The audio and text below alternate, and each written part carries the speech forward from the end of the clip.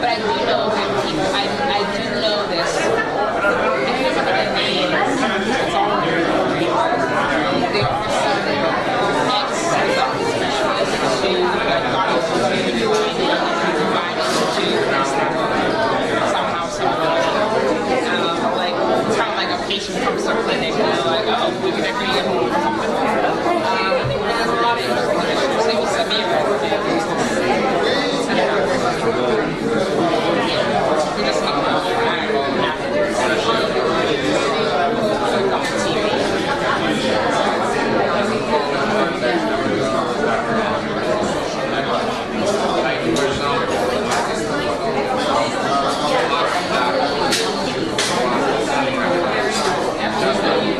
what's your last name?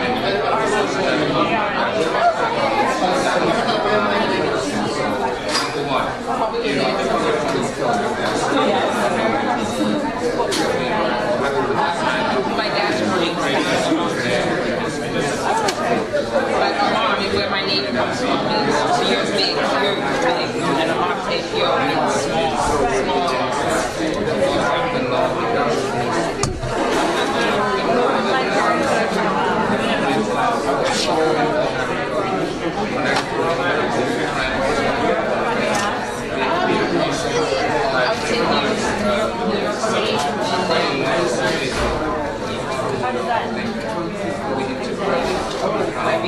even though I still consider myself, I mean, if people ask me what I am, I think my house is exposed. But yeah, but I mean, I think it's all this and stuff. So yeah.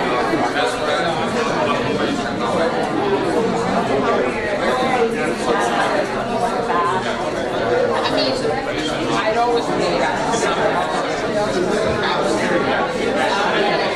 everything. I mean,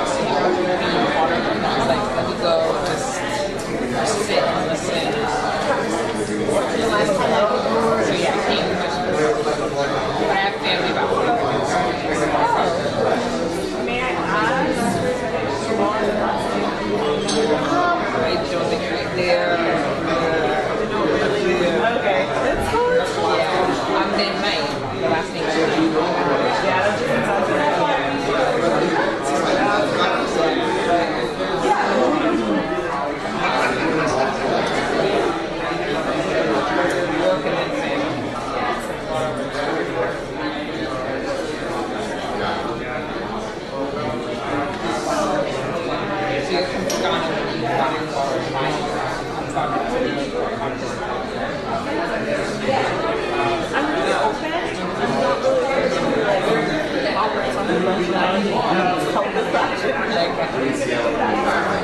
But you know, like I would never say that. Just support myself.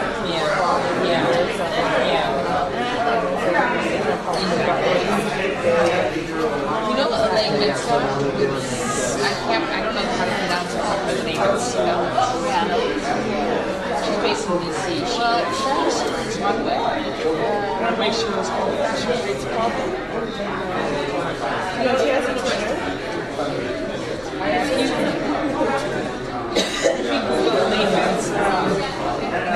The Fashion Fights Company. The African Stardust that's how my Diaspora. So how you're getting? I know she does some fashion workshops maybe so once in a while, but That's okay for this new concept. This is the 50th.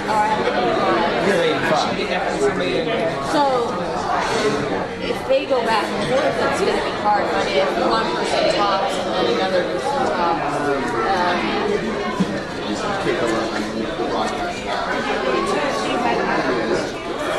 You heard from Michelle yet? That's Chris.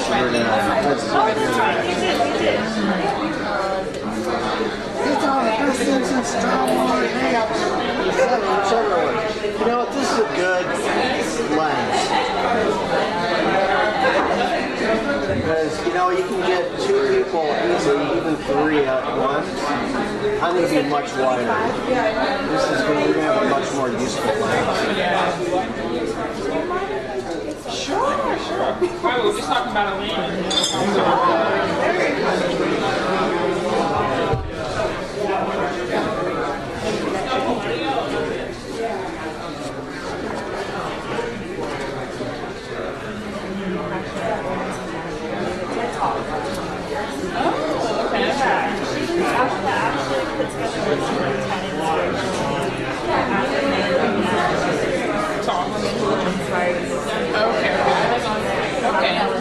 Okay.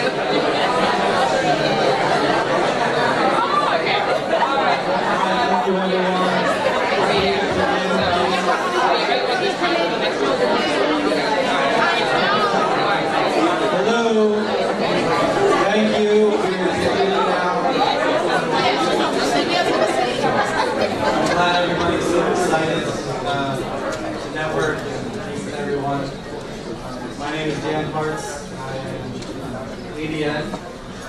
As I mentioned earlier, I'm also Golden Capital Partners, focused on African agriculture. I have the pleasure of introducing this fantastic panel that is going to speak on the African startup ecosystem. And I'll just introduce the moderator, Ken White, who, among many other ventures, is the founder of Venture Capital for Africa. If you're not familiar, 25,000 members in 159 countries, 4,000 startups, and 1,000 investors, of which about 86% have invested in an African venture. So we have a great panel. I'll allow them to introduce themselves. Ben is losing his voice just a little bit, so he's back. Thank you for your attention. Thank you so much for the introduction. Indeed, I am losing my voice a bit, so I apologize in advance for that. But you know, we have an absolutely fantastic panel here today. Some individuals who are, you know, some of the most active and sort of prominent figures in the African startup scene. And I think, you know, from our collective experience, certainly we've seen, you know, over the last 10 years, a continent of 1 billion people being connected through, you know, both the internet and the mobile networks. And with such a youthful population, the result of that has been just an explosion of entrepreneurial activity. And it's just been absolutely phenomenal, I think, for each of us to play a part in that. And it's really wonderful for us to be here and to be connecting, you know, with the community here and around Santa Clara, to see what's happening here, to see what kind of initiatives you're working on and thinking about, but also to start exploring, you know, how do we strengthen those bridges and how do we actually increase, you know, sort of our levels of activity and what can we do together. So really looking forward to that. But so indeed, we've got Maya here, Oregon, who's one of the founders of Aggressive, a fantastic organization who's also, you know, bringing a lot of the investment community together and really working to connect with some of the high potential, high impact entrepreneurs in countries like Nigeria, Kenya, and other parts of the continent to really try and get deals done. We've got Toro Herrero here from Trade with Guard Flow, up here. a very exciting new initiative, a fund with backing from, you know, Tim Greenberg. And obviously we're going to learn a lot about what they're doing and their plans for the future. I think also, you know, something that very much highlights some of the, you know, the new interest and also the confidence to be investing in African tech. We have Farouk here with us, who was mentioned in the previous session, a member of the I3M network, an investment, basically CEO, founder of an investment firm based on the East Coast, but also actively investing in early stage enterprises in East Africa. So we'll be learning a little bit about some of the work that they've been doing, their vision, how they go about doing that work.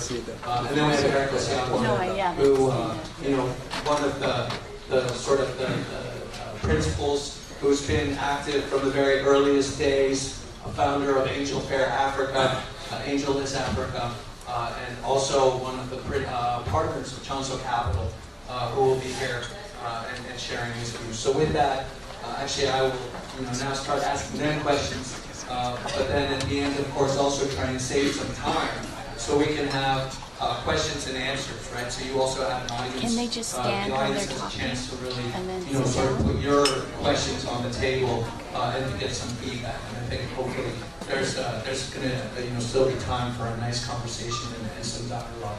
But so with that, maybe we'll start with you as the only lady on our panel, unfortunately. But maybe just talk a little bit about, you know, not only what you're doing with Aggressive, but also your sort of your personal journey and how you got involved with the African startups.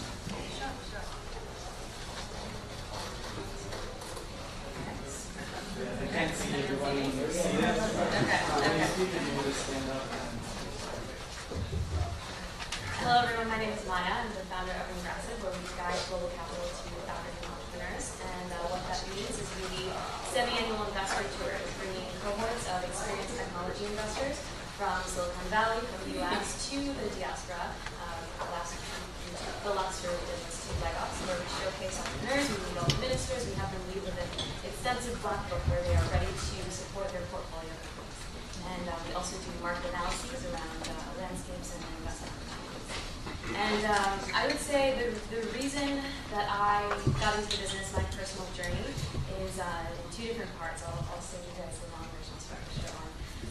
So firstly, I got excited about this area from growing up. So my dad's side of the family all came over for higher education from Nigeria. And they studied, they stayed here, and then a lot of them returned to Diaspora. And I kept seeing this problem time and time again of their businesses, either immediately within my family or just outside the community, of stopping at maybe 5 employees, well before 10 employees, and the issues were always around a lack of access to capital, so they couldn't get loans, there was no illicit venture funding, things like that, and then also novice mistakes that people make when they're kind of a lone entrepreneur that aren't integrated into a technology ecosystem.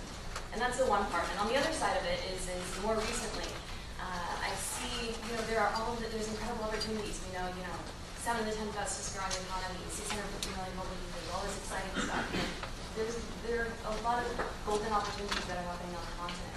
And not only that, but before I started Aggressive, I was doing some soft consulting for both investors in the US and businesses here that were looking to expand to the diaspora. And I kept finding here Bay Area investors just disillusioned with the ridiculous valuations and just opportunities that you have startup businesses that have 2,000 active users and maybe 2 active founders and are raising with an 8-digit valuation or something ridiculous like that. So people here looking for better opportunities abroad, and particularly realizing the fact that global technology is now, and that good opportunities, billion-dollar ideas can be located anywhere.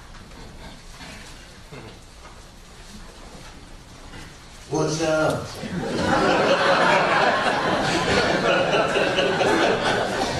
Sorry.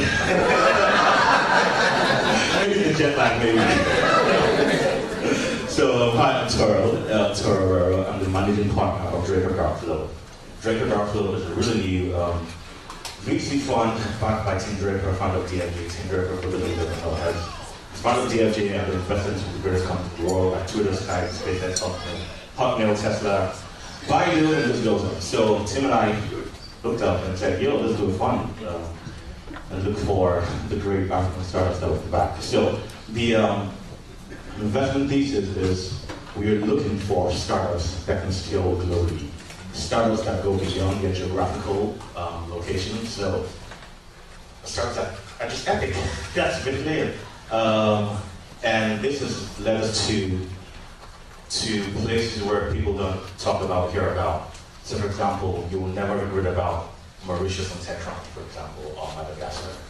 But when we go to these places, we're not about the market or the potential of that local market, but about the idea and the potential of that founder and how big is thinking. So that's the whole shindig.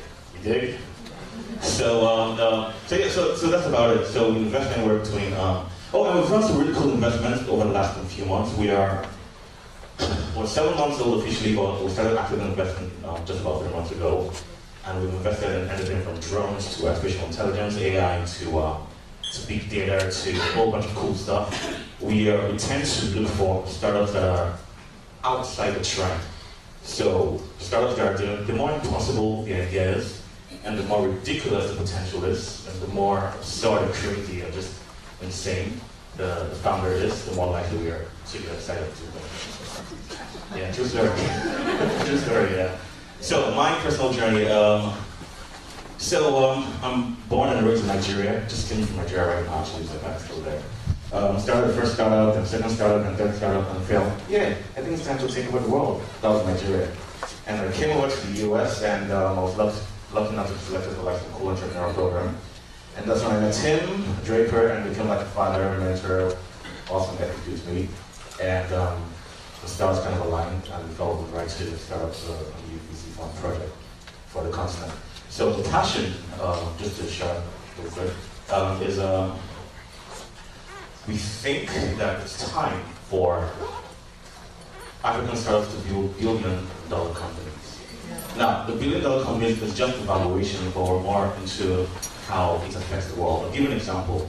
So, Tim invested in Skype, for example. Did you know Skype was by some Estonian founders? You didn't know that, right? Yeah, exactly. So we were looking to invest in startups that you're going to use, or products you're going to use, or services you're going to use in about 3 years, and you wouldn't know the founders from Mozambique, or from Nigeria, or from Madagascar. Just because the products are awesome, and because the products affect the world. This guy's doing amazing stuff. So, I'm going to be a little bit more mellow. My name is Farouk Sheikh, and I'm actually born and raised in Kenya, East Africa. Family's been here 120, 125 years. Moved to the States about 15 years ago. I actually run a real estate investment and development company, which is really very unsexy, but it makes a good living. So that's how I really make I pay my bills. But from a passion perspective, I've been trying to get back and get involved in things that I was doing in Kenya before I moved here. Before I moved here, I set up a company called PC World in Kenya, which is an IT retailer now. It was also an IT wholesaler. And we also invested in some other companies that do earthworks and stuff like that. And over the last 10 years being in the States, I realized that, I'm communicating with friends back in Kenya, and there is a tremendous lack of access to capital. There's also a tremendous lack of access to certain skill sets that diaspora here are developing because we're working in the West, we're living in the West, we're working for large corporations here, and there are just disciplines that we're picking up, and they're looking to deploy back home so that we can add value back there. Just out of curiosity, before I go any further, I'm just curious, how many people here are actually diaspora, as in from Africa or the States? If I show of hands. Okay. So the rest of you are the wrong conference.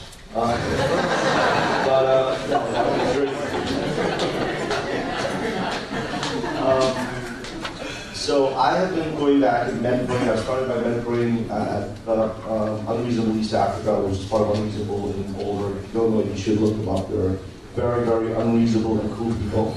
Nearly as cool as this guy. And through that, I met a lot of very interesting entrepreneurs and got into the ecosystem. And over the last 3 or 4 years, we've made a bunch of investments. And our focus has really been early stage companies that are basically out there to create jobs, because we can talk impact all day long, but the bottom line is if we don't create jobs, then nothing's going to happen.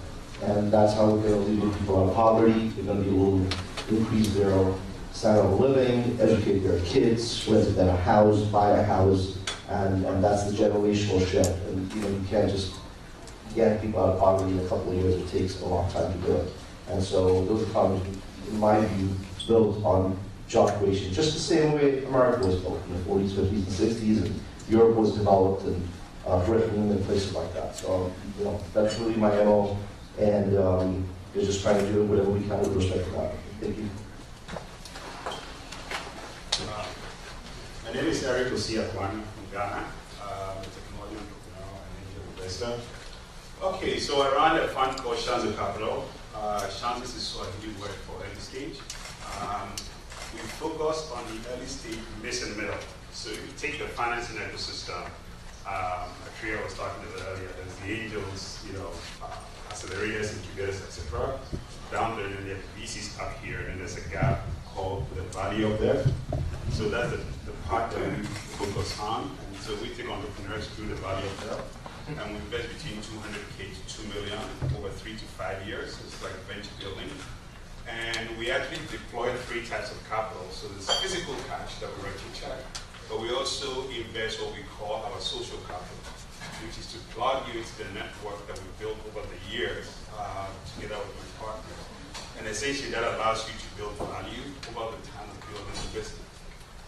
Second capital is our human capital. We really believe that every business is all about people. So you got to hire the right people, you got to have the right team. And so we are very involved with the co-founders in building the team, especially the senior management. That really determines whether the business is successful or not. It be a great idea, but it's not a great team, it's not going to work. It may not be a good idea, but if you have a great team, it's going to work. So it's really about people. And so that's the most critical thing that we bring to entrepreneurs that we invest in. We currently have 8 investments in management. My personal story is a little bit interesting, maybe not interesting to you, but I got into this about 20 years ago, and I'm sort of in my third iteration. So in my first iteration, over 10 years, I have built 14 ISPs in 32 African countries. So I've done 45 of them. Actually built business in 32 of them. And then I transitioned into building submarine cables. So I'm a big broadband guy. So I have built 3 of them. One of them will the PD unit.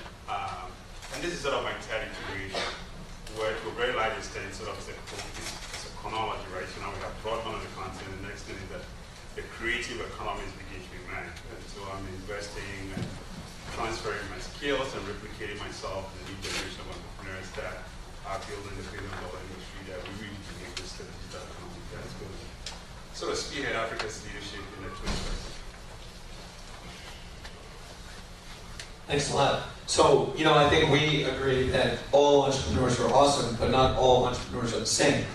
Right? You have subsistence entrepreneurship, you have opportunity-driven entrepreneurship, and what we're looking at is really, the individuals who could probably get a job anywhere, but then see a challenge, a problem, or an opportunity and choose to go after it, and really are trying to, come with a new solution and innovation, something that's scalable. So we talk about this sort of opportunity-driven entrepreneurship, but then it's like, well, wait, do these, startups, do these companies, do they really exist? What kind of companies are we talking about?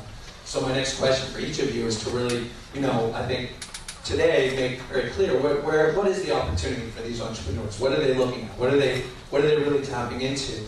And then maybe you have one or two sort of, your favorite startup or your favorite, innovative company that I think really helps to make clear what kind of businesses that we're actually talking about and we're actually caring about. Okay, so firstly on the opportunity.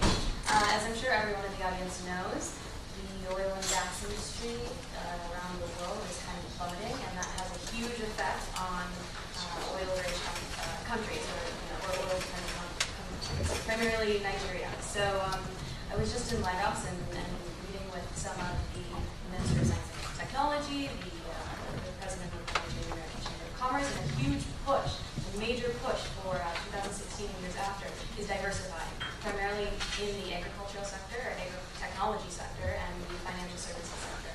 So I'd say that mostly is the opportunity and that not only is to build up these sectors, but also promote, due to issues with FX and everything, promote local development of industries, promote and encourage African-owned businesses rather than exporting products, whether that's Dangote's cement refinery or refinery factory in Nigeria or anything across the continent. And I would say my favorite, or the companies I'm most excited about, and I'd say InterSwitch. It has the potential to be the unicorn of Africa. And what is the unicorn? That means first, major IPO, billion-dollar opportunity that's come from the continent. And they're in Nigeria now, and they have about 18. So they provide local ATMs, and then also the switching service. So when you put your card in an ATM, it switches over to your local bank. So even if it's not your bank, you can transact on it. And they have currently 18 of 25 credit cards that are active. 18 million of the 25 million credit cards that are currently active in Nigeria specifically. So they're doing big things. And the other one that we're really excited about and leading our first syndicate into. So we lead these semi-annual investor tours, and we also are now doing syndicated investments with the people who come on the tours with us, Techstars and Goodman Trust. Goodman Trust are coming capital to this company with us. Then it's Hello Tractor, which is an agriculture technology company. So they manufacture these really interesting two-wheel tractors, and then they also provide a Google-like platform for tractor sharing. So there are about 28 million small-scale farmers in Nigeria alone, and that's just Nigeria. And I'd say the closest competitor to the tractor systems that they're using is the John Deere 15,000 gazillion horsepower. So there's nothing currently catering to the small-scale farmers who want to and are capable of developing cooperatives and communal products. So yeah, those three.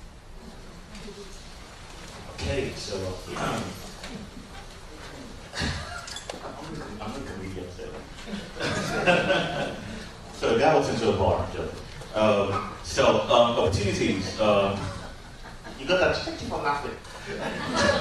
Okay, so opportunity will be one of the things so far is the hustle. I'm a huge fan of the hustle, and I've seen that there's a tremendous drive and tremendous awareness that you can now start stuff. And that's what we're seeing. So I'm talking from a tech investment, a tech startup point of view.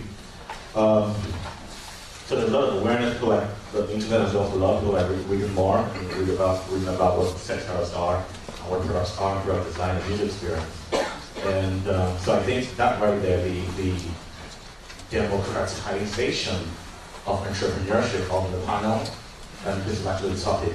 I think this itself is an opportunity. The fact that everyone now has access to this information and cannot be prepared just like anybody any person in the world can. And I talk about it also too. So the whole lot of pride, a whole lot of like, oh man, I want to be rich, I want to like change the world, great or influence my community. So I think that right there is an opportunity I have seen so far. So I have to say where we go. If you put a bad idea, okay, a bad founder with a great idea will end up being a bad company, right? But a great founder with a bad idea can still end up being a great company. So it's all about the founder, and we're seeing the quality of founders really improve over the couple of months. So the second question was about exciting startups. What I'm seeing, or it's exciting. There's a number of them, and a few we've invested in. One of them will be there right now in some beta, a company called Novo Drone. Watch out for them. So they're a drone company out of Lagos, Nigeria, and they have like really big epic plans. I think that's going to be exciting. I think that's going to be huge. And I think we'll give them all the support we need. There's another startup in Kenya I just actually invested in just last week called Zagaze. Really cool. Have you heard of Zagaze? Really cool, you know them, right? Really cool founder, really cool person. He told me, Toro, I want to build Africa's first $1 trillion company. And I'm like, so cool. Yeah, like, that kind of thing and mentality. They're already revenue positive. About 9,000 users so far. They've moved to the Bay Area and they're doing this year.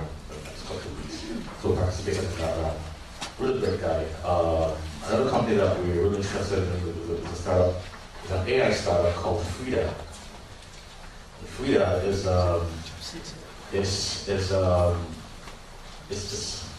Frida is an AI startup. They're kind of self-employed for that going through technology. I come from a software engineering background, by the way. So I'm also looking at the goods and see how exactly it's going to work. And I think that's really exciting. Another startup right now called Mobile Phones Africa. They are kind of great clientele from different countries and different governments. And what they're doing is they're trying to make phones paperless. So in Africa, paper is like a huge deal. And they're saying, paper is not cool. Paper is very unsexy. How about we do this? So the B2B company, they go to the company and they take all the data and make it not paper, right? And they're able to sell it to their customers and to the company's customers. So a really great company. For an existing company, or at least for a big company right now, that may be popular, that I think may be a good company. I will say that the company right now in Nigeria called Conga, they're an online shopping company. I'm not they're like Amazon, right, Nigeria, but there are a couple of them cropping up all over the continent right now. But the reason I picked this company is because I've used a couple of them as out of research. And I tell all our portfolio company founders, oh, by the way, right now we have the total market cap of our portfolio company right now over $13 billion US. So I tell them it has to be from the potential, the point of view of the consumer, right? You have to have this consumer-oriented product design perspective when you build a product. So for Conga, I even bought a bunch of them, but Conga has realized that they are not a selling company, they are a logistics company. So while many other e-commerce sites focus on product selling, they focus on product delivery. So I remember I bought a bike, right? True story, I bought a bike like 3 sites. One of them called me home and said, oh yeah, by the way, the bike is now stuck in something like that.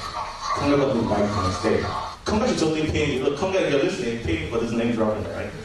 So that's what I'll say. And a few other startups coming up that we can announce here. Thanks. I don't understand. So, you know, you've already heard a couple of the areas, and, you know, I mean, as far as opportunities are concerned, obviously technology, I know everybody hears from Silicon Valley, where people are, financial technology services are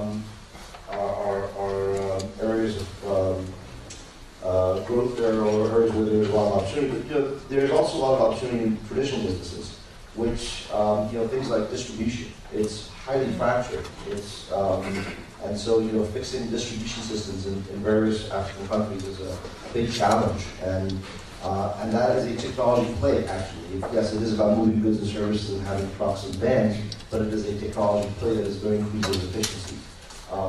Things like, you know, creating liquidity in the used car market and bringing in auction services, things like similar to Manheim in the U.S. that does a few 100,000 cars a week, I think, through their platform. Again, it's tech-based. These kind of operations being deployed in Africa would actually reduce costs. They leave money in people's pockets because costs go down, keep the inflation in check, create jobs, and actually give people more money to spend. So there's obviously tremendous opportunity in technology, but there's also tremendous opportunity in traditional stuff. And then agriculture, mainly agri-processing, I think is one of the greatest areas of growth. And what Helmcraft is doing is actually phenomenal. And by the way, if anybody doesn't know, she can mention, my mentioned, what's his name? His name? Jane was Jahil, sorry, yes. Was one of three entrepreneurs with President Obama at GES at the UN last year. You know, those kind of companies are actually doing a tremendous service to farmers and increasing their productivity by 5, 10, you know, by 500%, 1,000%, 2,000%. And so these are the sort of efforts that are really needed on the continent. As far as startups, I'm going to mention a couple of small ones, just to give you a sense of what's on the other side. Take a company like Tugenda in Uganda. He's actually from Colorado, lives out there, and rather than have motorcycle taxi riders rent bikes for the rest of their life, he actually does a lease-to-own system at the same price. So in 20 months, the motorcycle rider who was making $10 a month is now making $30 a month. And you know, you're doing this with 2,000 bikes.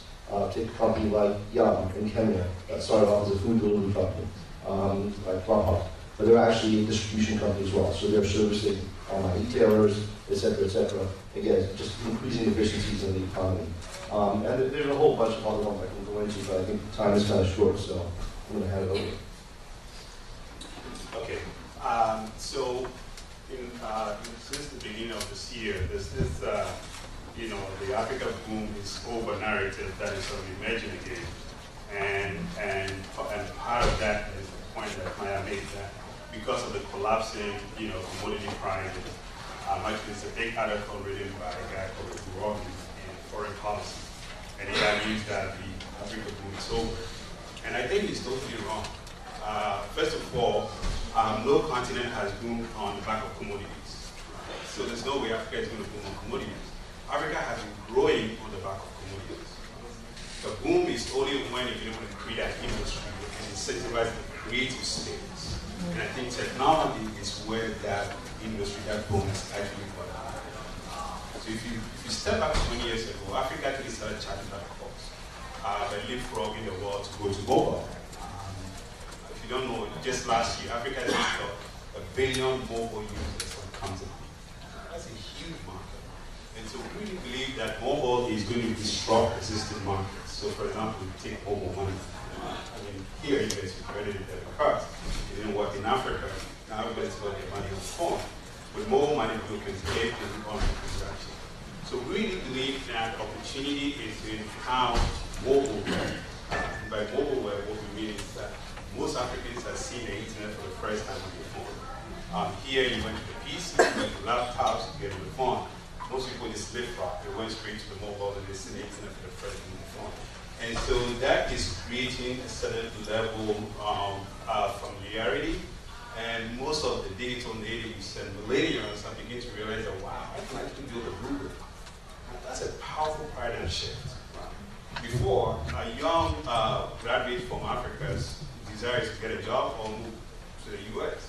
Now that's changed. The mindset is, I can actually build Google here because there's no Google. I can actually solve this logistics problem using technology.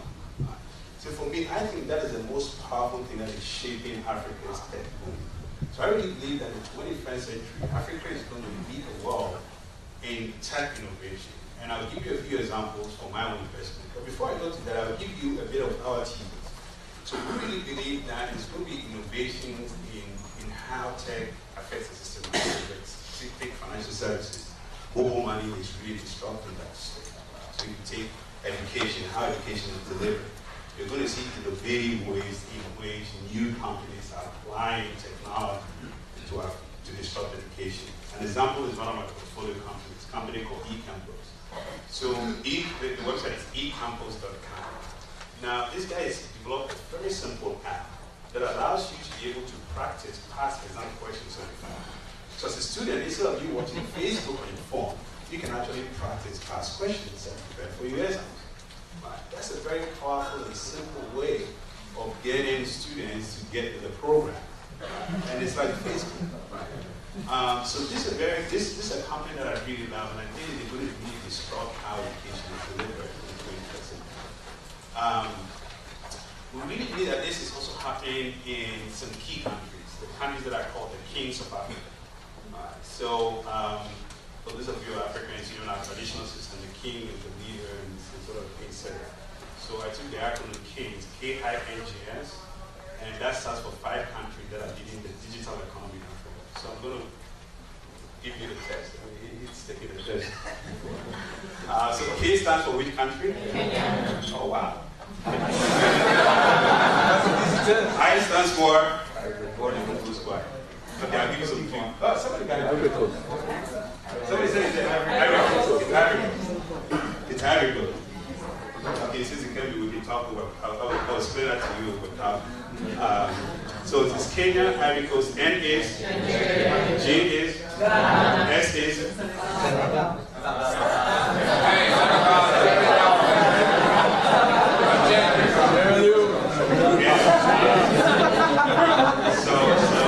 So I tell you something. So when I tell you about this concept about 5 years ago, you know, Ivory Coast had post-election violence, and so the economy had gone down.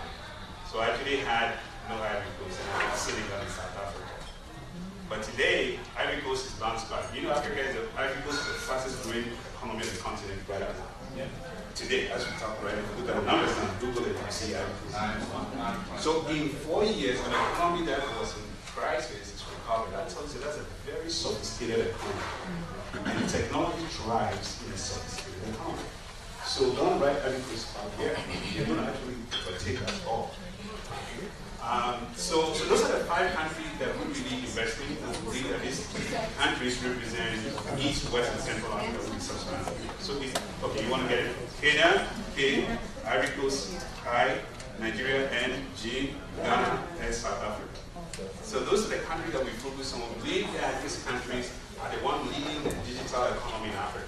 I'm not saying the other countries are not innovating. Obviously, these ones are the ones leading, you're setting the pace, and the other countries are following. So I'll give you 2 more examples of these companies I've invested in from these accounts that are really interesting. So one is, actually this was my first investment in Ghana. It's a company called SLSQ. Now I met these guys when we were in college, and I actually just ran into one of their best friends here during the break. Now this guy basically got out of college and then started this company because I'd actually let them mentor them when they were in college.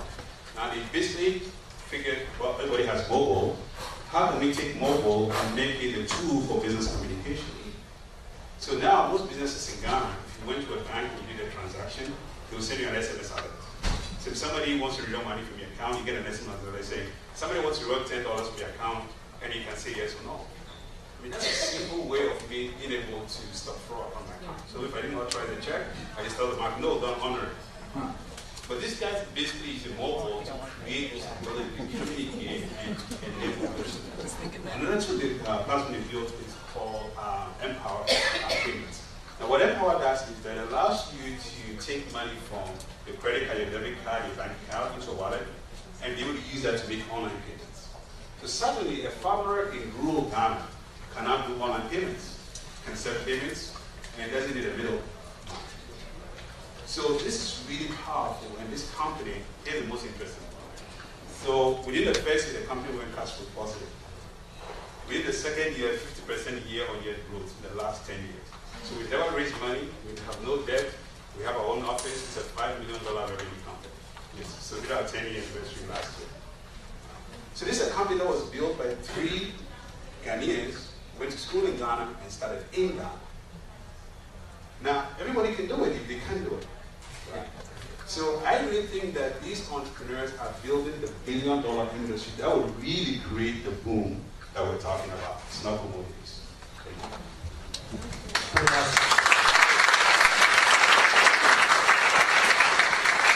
So I mean, we've had smart tractors, we've had drone technology, we've had photo leasing, we've got e-learning platforms.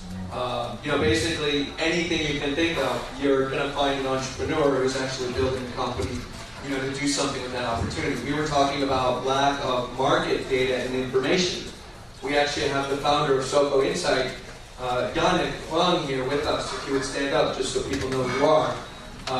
People are really interested in knowing more about, how do I find information and data on these different markets where I'm trying to do business. We have an entrepreneur in the audience who's trying to figure out, how are we going to collect that and how are we going to make that knowledge and information available. So I think it's just an incredible number of opportunities, actually, that we're looking at. In order to make sure that we have time for questions, I have to actually group the next round. Maybe it'll be our last one.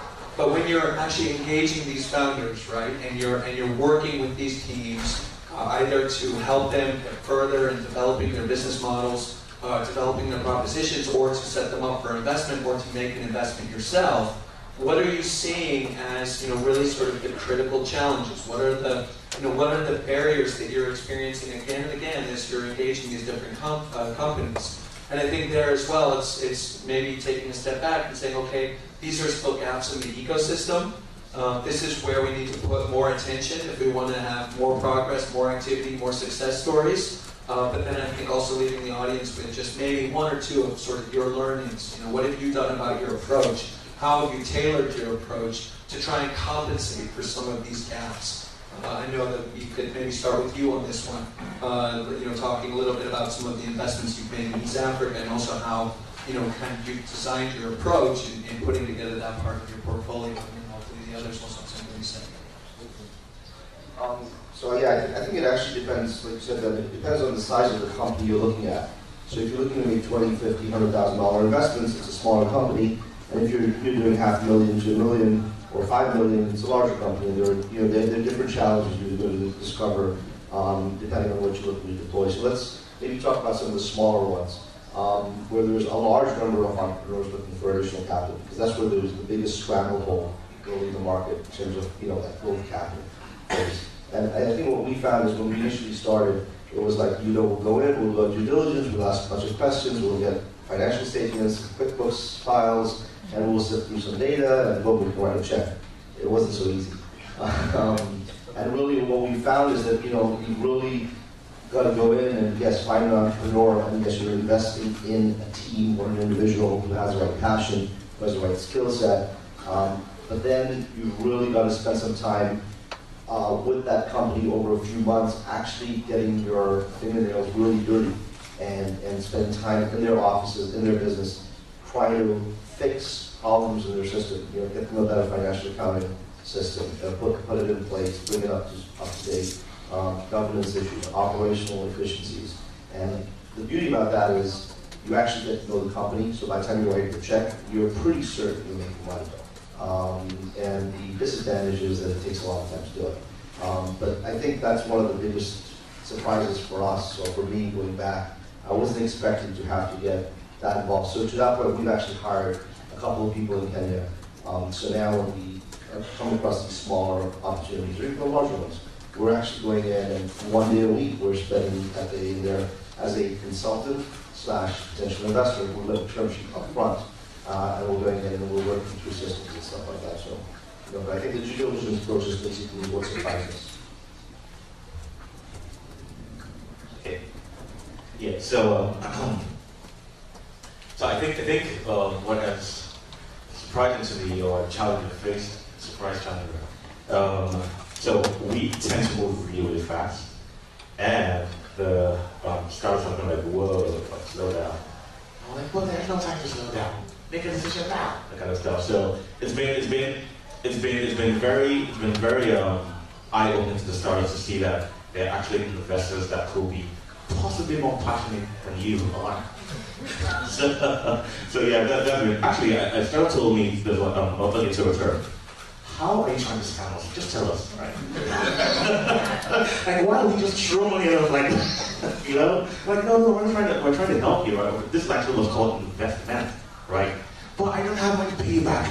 Exactly, you're not paying me back, right? We're taking everything in your company and we're hoping to steal your company. So those little basic knowledge gaps are what we're saying that we have to address, and we're actually having some initiatives to do that.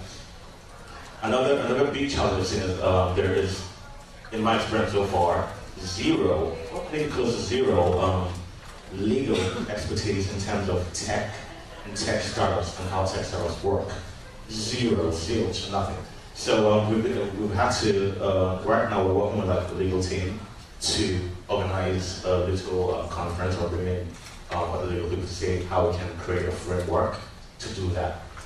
To create like better legal structure, so the legal people know what tech startups are and how tech startup investments work. Right. And another challenge we're seeing is in terms of evaluation. So the internet is a great thing, a really great thing, but most of the startups we've working with have read so much on TechCrunch and so much on Silicon Valley, and they think they're now Silicon Valley. I hear stuff like Silicon Lagoon or Silicon Cape, Silicon, I'm like, yeah, you're not Silicon Valley, right? You're in Mozambique, right? Be Mozambican, right? And you're not $1 million company yet. You could be, but that's not the evaluation. The reason many startups here, especially in San Francisco, have those big valuations is one simple thing: cost and experience. Two things, right? It costs a fortune to live in the Bay in San Francisco. So to get a startup to go to Y Combinator, of course you're going to give them 120K because that's the way they can sustain 3 founders. 120K in another country in Africa is close to an A round, comparatively speaking, right? So you're like, yo, chill, okay? You're not really $1 million yet, and it's for your own good, right? So just a little bit like that. And one more challenge we've seen so far is, and this is really key to how startups run, speed, or what's the right term? Market adoption of the products of startups. So startups are like, we have this great product, but people are not using it. So you hear stuff like, we've launched on one for our shop. We've launched for 6 months and we have like 100 users. I'm like, yeah, that's great, but that's not epic enough, right? How can we hack that growth and scale it? And we realized that it was because the startups were building the product from an engineering point of view and not from what I call the freestyle rapper point of view. So here's the difference. Yeah, true story. Yeah. So an engineer, if an engineer wants to build a building, for example, you come up with a plan, for a very important draw a line, the building's going to be X, Y, Z, it's all blah, blah, blah. Startups don't work that way. Startups are more like freestyle rappers, so where you just put on a beat and you just start rapping, and that's it. And you have to adopt as you go on. So that's been that kind of challenge we've seen so far. Thanks.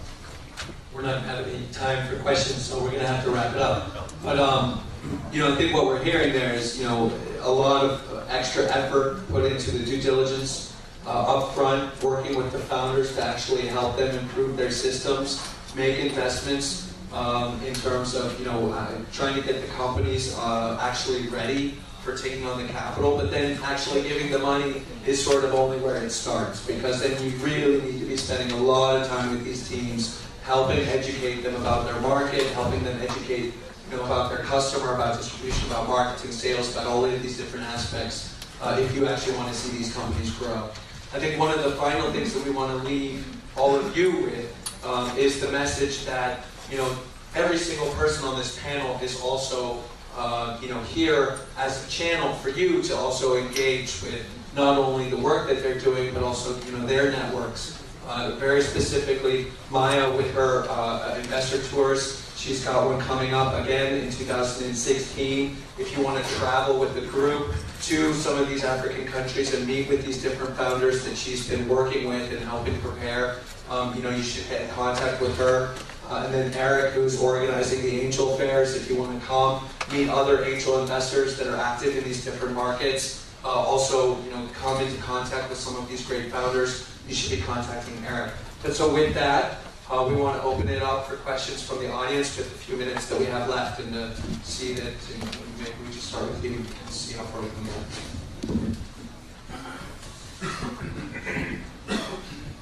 Hi, my name is Jay. I'm from Village Energy. We're a solar startup in Uganda, looking to potentially do a round this year. So my question is, what are the top, very specific things that probably get you to reject a startup that you think an entrepreneur should keep in mind before they come to you guys? Is it having your financial accounting in place? Is it having the right team? Is it some operational stuff? So, you know, generally, what can an entrepreneur like us do to make sure that when we come to you, we have all the pieces in place for you guys in that?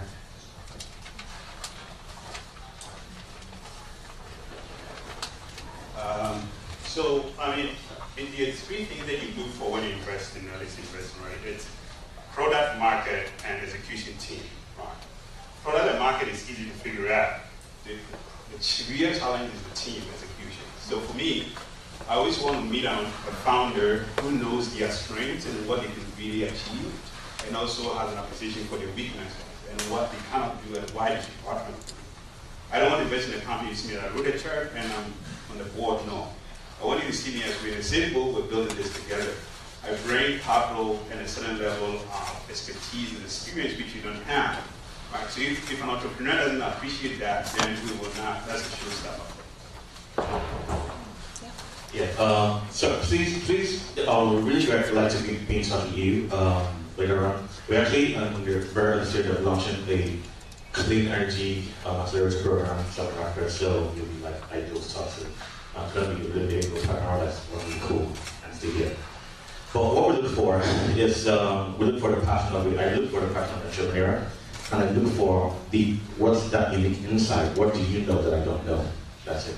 So what am I going to learn? If I can learn from an entrepreneur, I'm most likely going to invest in an entrepreneur. We have another question. Hi. Any experience in investing in the film industry? So whether Nollywood, Gollywood, or anywhere on the African continent? Can I tell you a question that's unique? Eric, I know you know, Eric. Shout out. She's the creator of an African city. If you heard of an African city, which is African version of Sex and the City,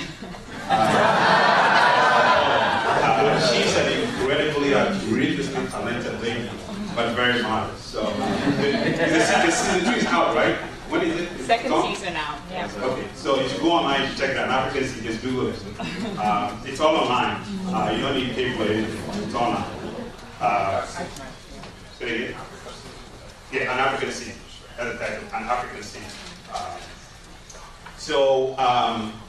To answer your question, at least in investing is about investing in something you know. So you want to bring value, right? And you want to bring your skills. I've not done any investing, and I'm a great fan of Nicole, and I've been watching her. But if I invested in you, I'm asking what value can I bring right to the check, right? Which is always very important. So they said investors who just write a check. They do what we call spray and pray. So they write a bunch of checks, they don't have value, they sit down, and then hopefully one works, and then that's great. I believe in being actively involved. So I also tell entrepreneurs it's always important for you to also know which investor you want. Don't just take any check. Because you could have an investor that will bring your business if you just want money. Right? So you always have to also, the same way investors check entrepreneurs out, you entrepreneur have to have a criteria. What kind of investor is good for my business to help me get from point A to point B? Because this is like, it's a process, it's a story that is unfolding, right? So you must always bring people who help you to unfold the story, not bring you back. Yeah. So quick about investing in entertainment. So I actually do you know Biola Alabi? She was a former MD of Mnet Africa. And I had dinner with lunch with her on Sunday, and we talked about the unique problems, why entertainment was like really booming, but investment was being ignored. And we started the main problem was structure. So the structure. So just think that's about it. So I think the more structure, and we're seeing that right now. The more structured entertainment scene in Africa, more the structure is, the more investors are likely going to put more capital. And we're working on a small project to address that. Hello. My name is Lucille Hurd, and I am a production, Film Patel Productions in the music industry. And I was looking to get a production company in Africa somewhere. And so I was just wondering if you guys had any ideas about that coming over there to your side of the world.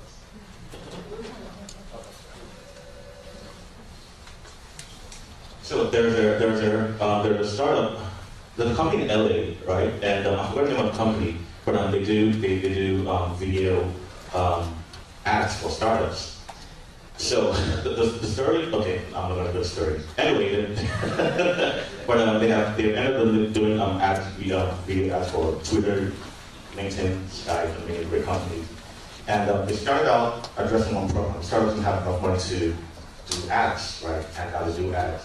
But right now, because they've grown so much, they now do ads in exchange for equity in startups. So that's the way they are solving the problem and invest at the same time.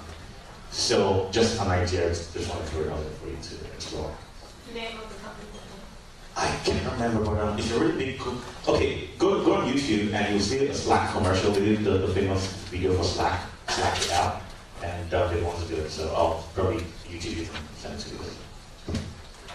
That's all the time for questions we have. I'm sorry, I know there's always more questions than we have time to answer, but we have access to our panelists, who I want to thank for a very lively and high energy panel, which is what you need after a break like that. So Ben, Maya, Toro, Farouk, and Eric, thank you very much.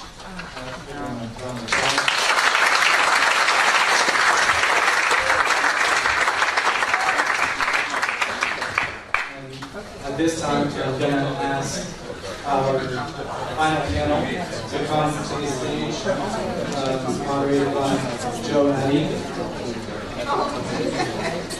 This will be our final panel before we have a quick break, and then at 6 p.m. we have a reception. What are we filming tonight? Are we filming anything tonight? I did not know everyone was going to do that. It goes until like 8 o'clock, I think.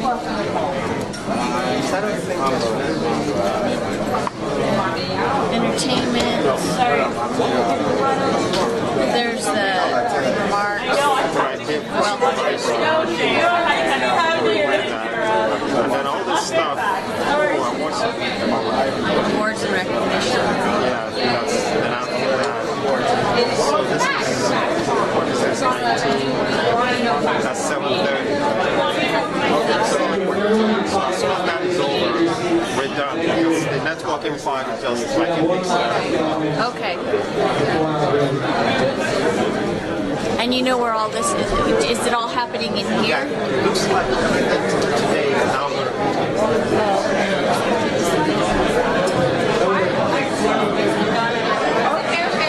Thank you.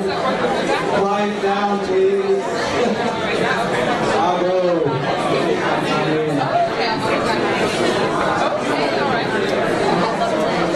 Quiet.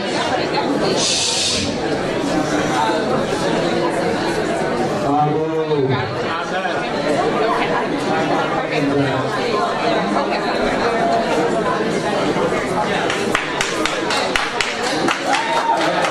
you.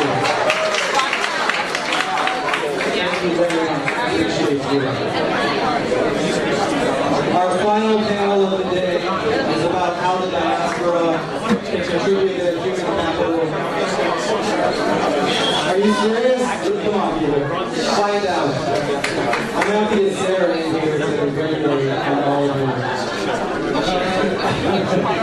You see it's really the only one that can hold attention. Thank you.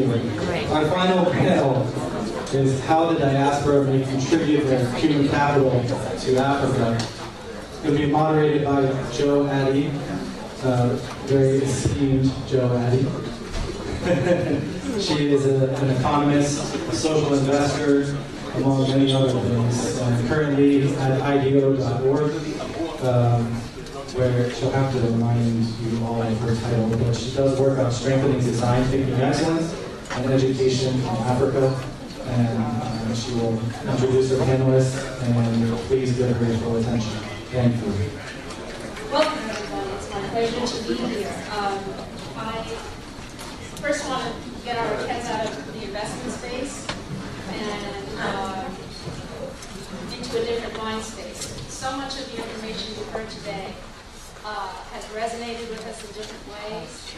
I would say that there's some sort of secret sauce that's running through many of the success stories we've heard in entrepreneurship and in the stories about failures and learning that we've heard.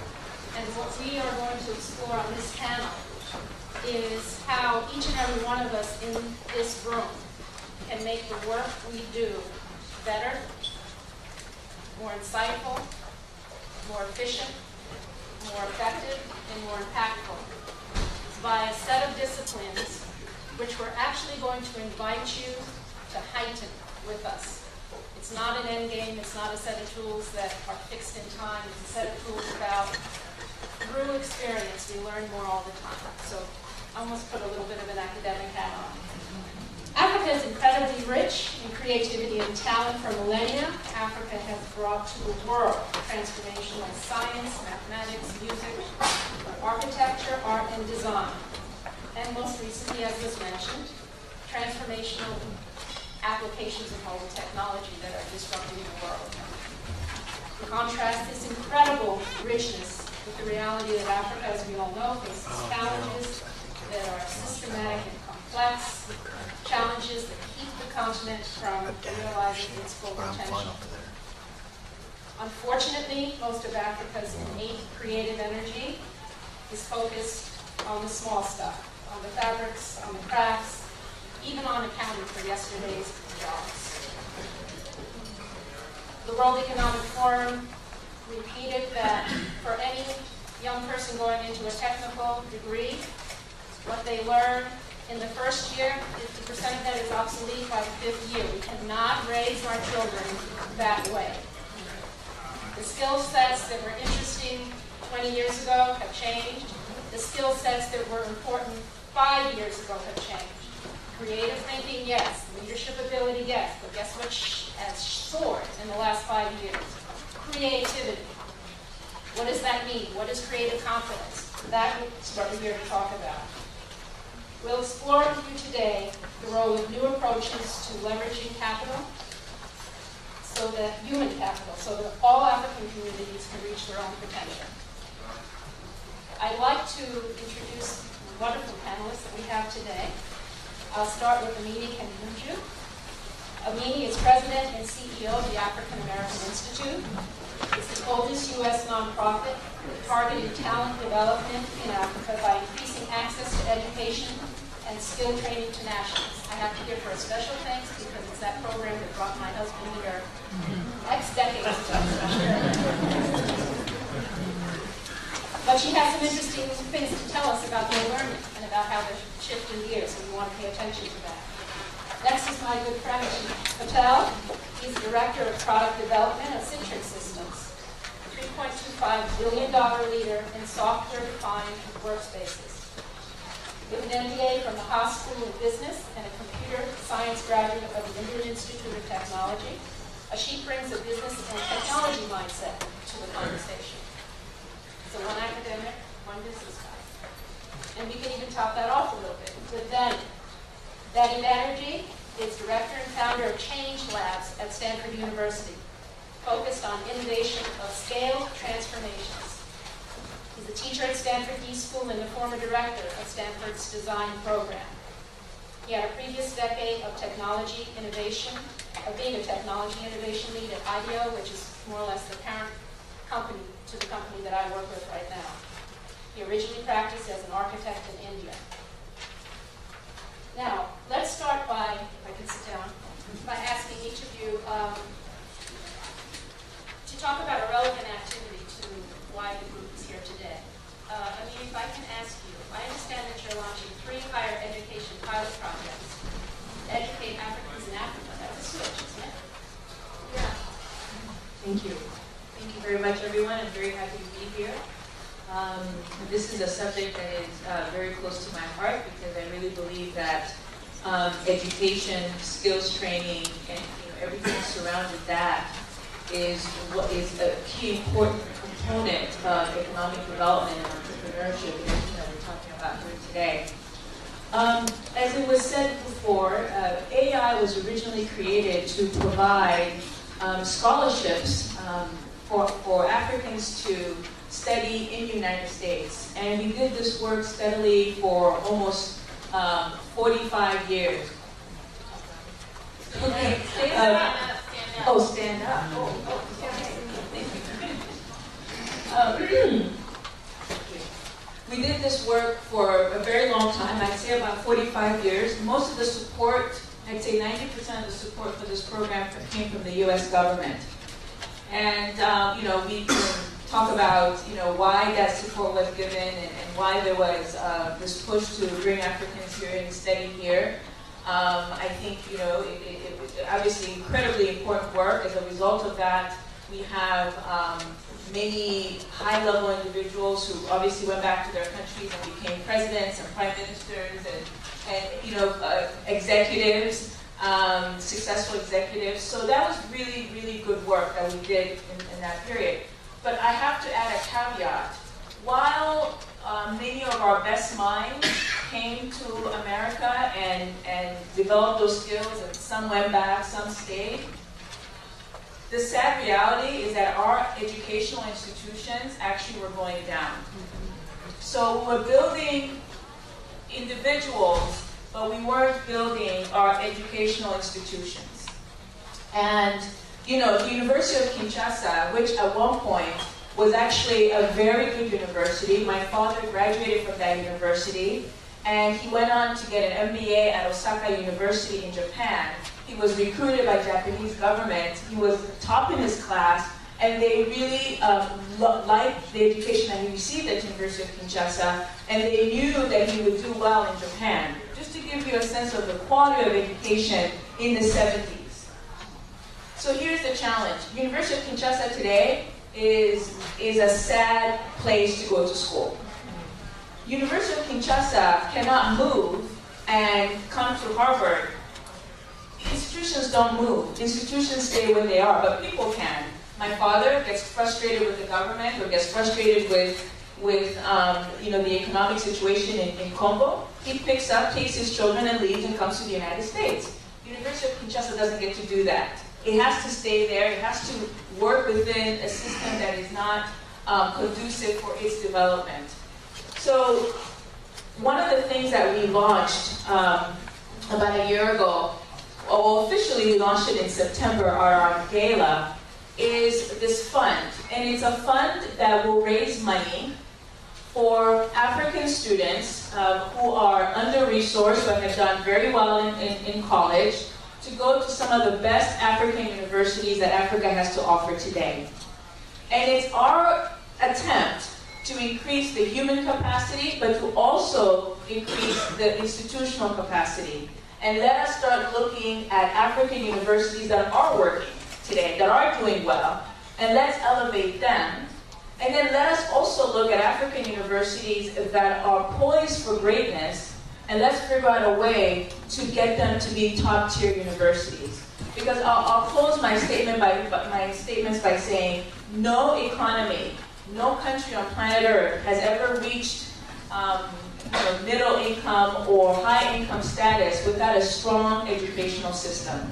We're right here in Silicon Valley. There's some of the best schools in America are situated, 10, 20, 30, 40 miles from here. And that education, whether it's high school or university, is fueling all of these wonderful innovations that we get to enjoy. And yes, Mark Zuckerberg left school, but he at least, he had a great education. He had a great high school education, and then he went on to Harvard. But he was part of an ecosystem that taught him the skills that he needed to learn in order to create Facebook. And we could go on, there are other examples like that. But our mission at AAI is to try to see what we can do to improve the capacity of African educational institutions. Thank you.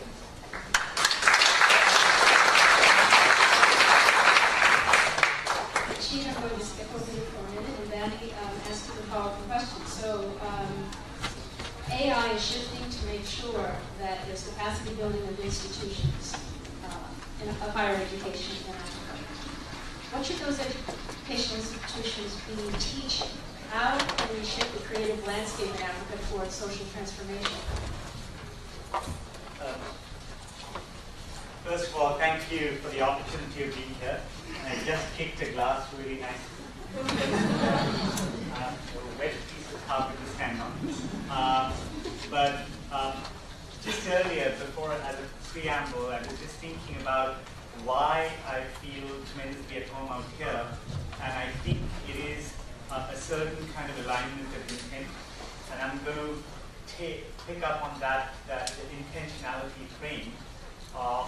I think that the education system in the yesteryears was framed as with an empty vessel model, where here is the person with knowledge, and here are the people without knowledge, and we are going to fill that vessel with the knowledge. So it was essentially information and knowledge that was being passed. And I think one of the things we are finding is that is and I think that it's unfair to education to say that was the only framing, but that was what was normative. But I think that what is coming to pass is, first of all, education is not even something that is limited to educational institutions.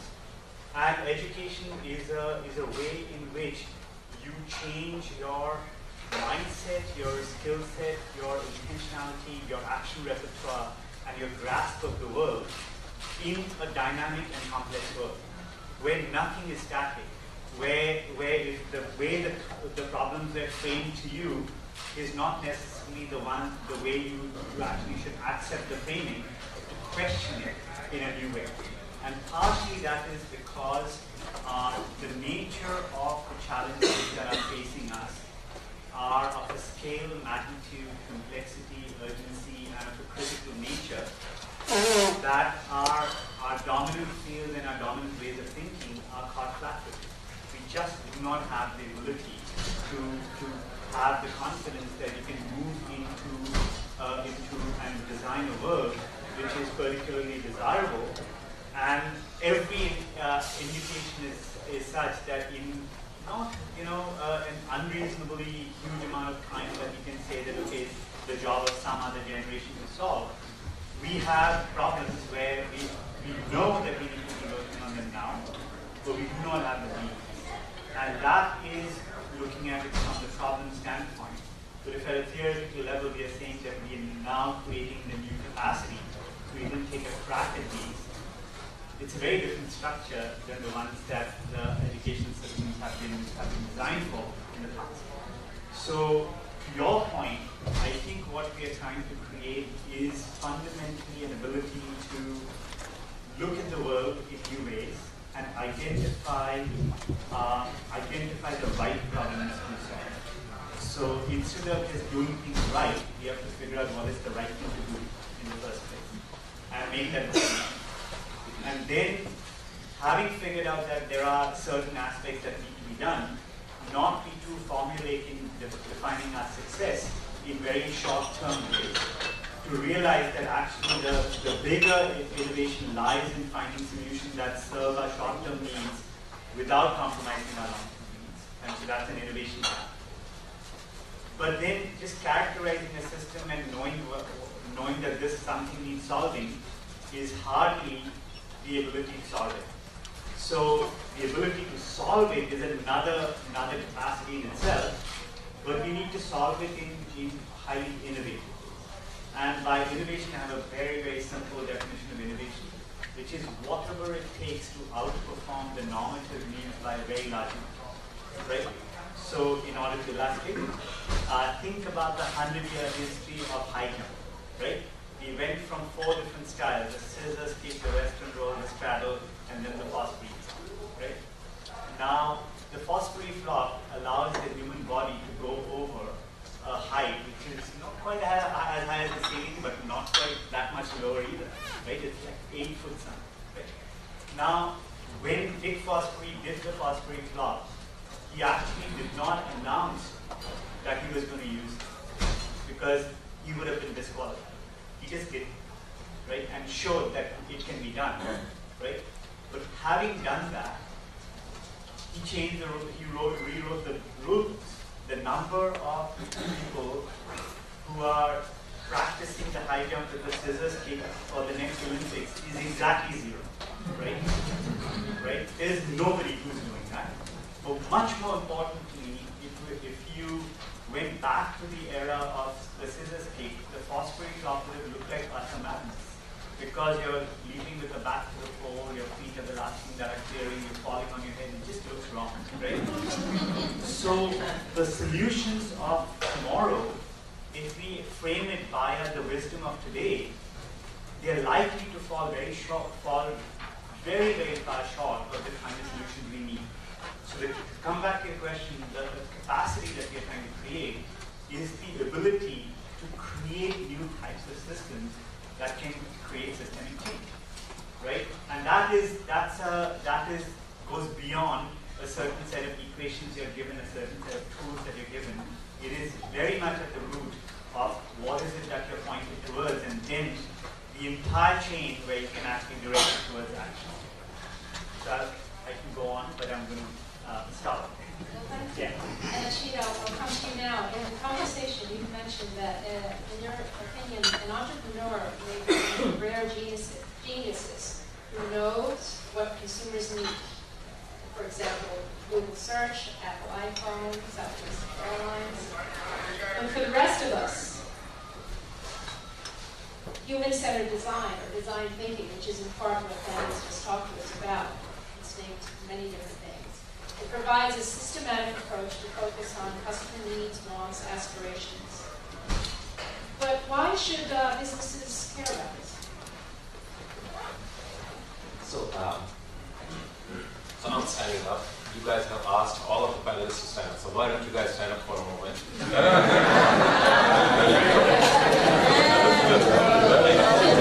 Thanks for entertaining. Oh my God. Right? We're trying to film you. That's why we want you to stand up, so we can see you.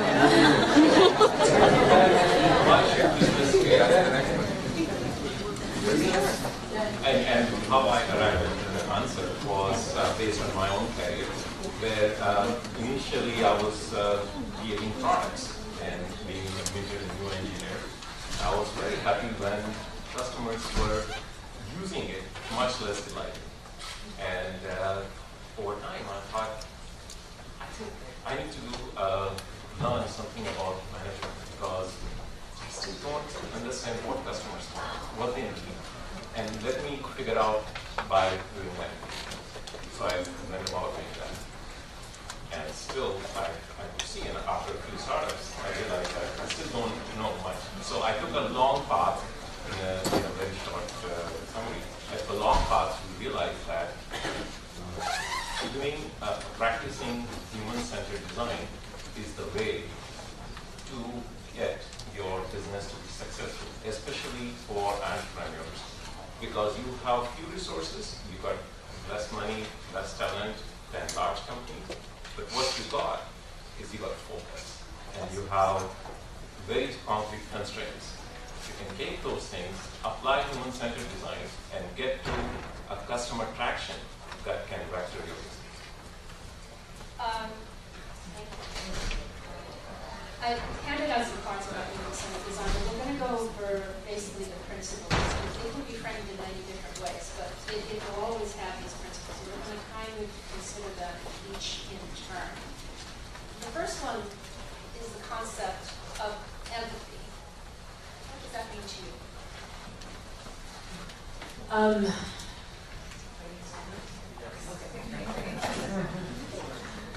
When I think of empathy, particularly when I think of social issues such as education, health, I think about really people understanding.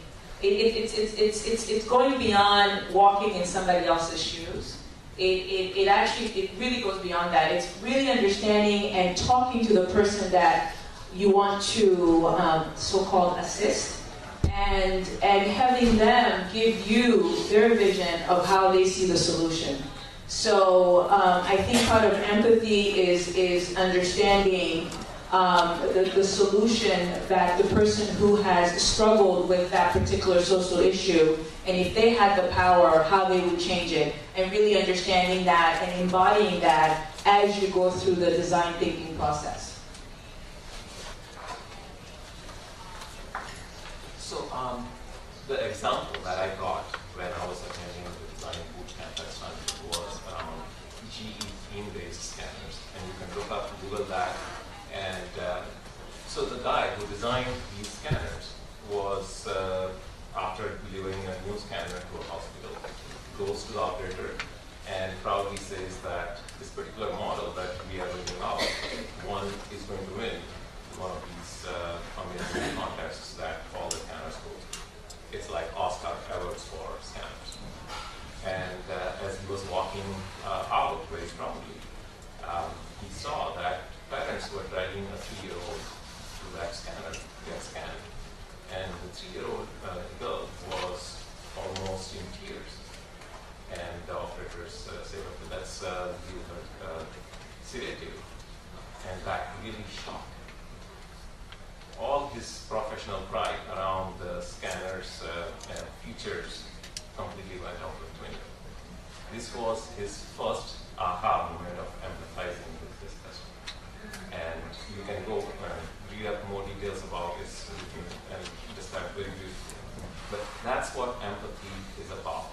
And there are concrete steps that the design thinking process provides on how to empathize with your target customer. So that in my mind is so the word empathy is the handle for that phase of design that has to do with understanding the problem. And the idea is that if you do not understand the problem, you do not know how to even frame what the problem is. And empathy is one of the key aspects of their understanding because you want to be able to understand in a very deep way. In fact, you want to understand the underlying causes and the underlying mental models of the people, even in terms that they themselves cannot articulate.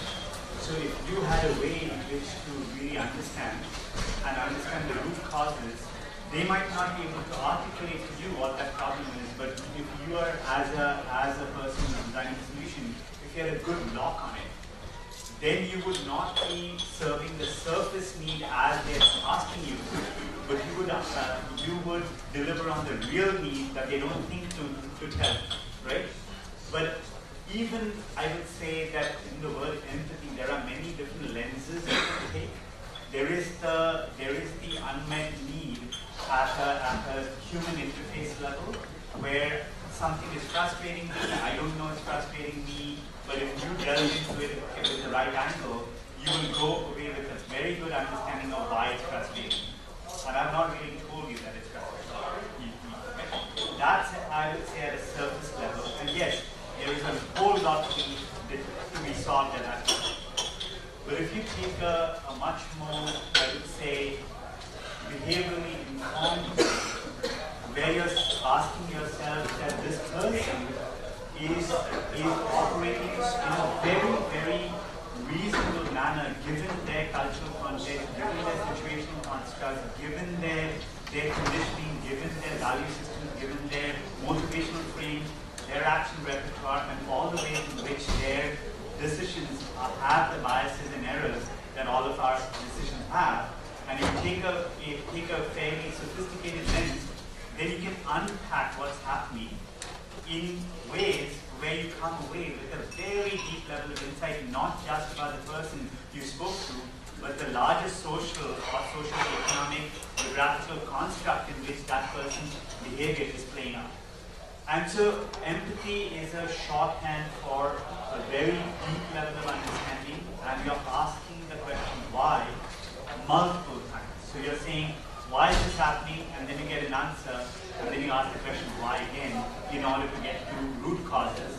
And so being very, very open-ended in your inquiry, and you're getting down to the fundamental reasons and the way they connect together to give you the patterns of behavior and decisions and thinking that come up. So, me the economist, how can this relate to some of the diaspora. There are VCs and resources here in the United States and elsewhere. There are firms with needs on the ground. Human design thinking suggests to us that we don't begin by thinking, okay, I can be a bridge to this, let me just go talk to these two sets of people.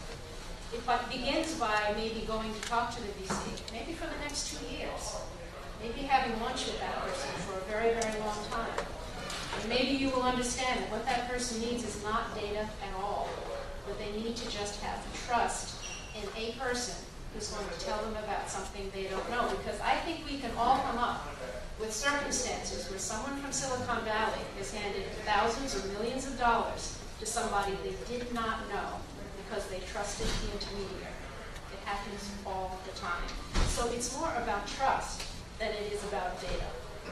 On the other hand, the person on the ground, we may have a sense of what's needed. Oh, we need education in Africa. The question is what kind of education. I think we would suggest that way before the university level, way before the high school level, at the preschool level, when mothers are still interacting with their infant babies, we need to start fostering creativity and challenging thinking from very, very early ages. And we from the diaspora can go and model that and go back home to our families.